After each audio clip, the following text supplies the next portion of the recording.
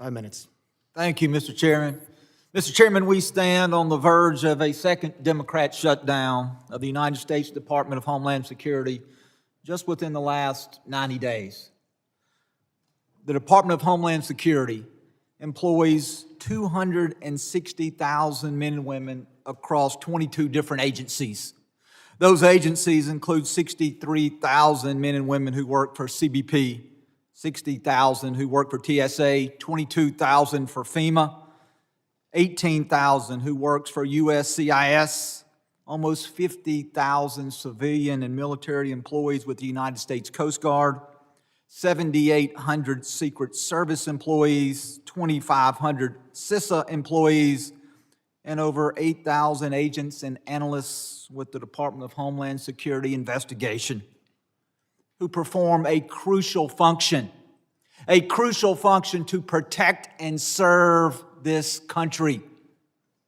This second government shutdown, led by my friends on the Democrat side of the aisle, will leave our country less safe. Don't just take my word for it. Let's look at the words of the Biden administration.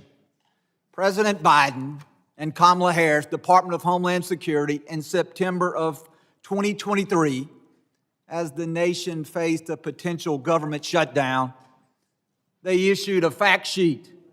That fact sheet is entitled "The Impact of Government Shutdown on the DHS Workforce." This fact sheet says this. It says DHS workforce is comprised of extraordinary public servants who safeguard this nation. It goes on to say any lapse in federal funding would disrupt this vital work, leaving Americans less safe as a result.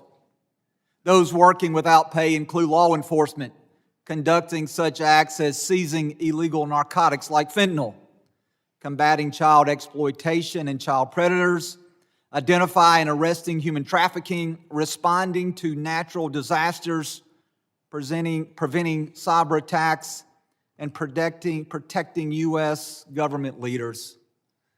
And so I ask you, gentlemen, as we are once again on the verge of a shutdown of the Department of Homeland Security, if the Democrats take us to the edge, if they refuse to sign a CR, if once again the men and women who serve under your leadership, if they are once again not paid, I ask you, how will that impact our nation?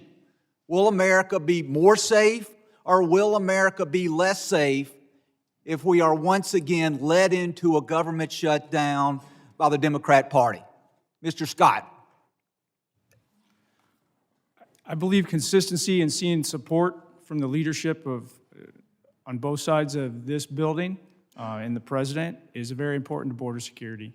I think the rhetoric and the back and forth, the politicizing of law enforcement in general detracts from the general morale of our personnel. Is it not important that we pay the men and women who serve under your command? It's critically important. And in a government shutdown, the bills don't stop, do they not? The bills continue to accrue. Correct. And the deployment of technology ceases in many cases, and America becomes less safe.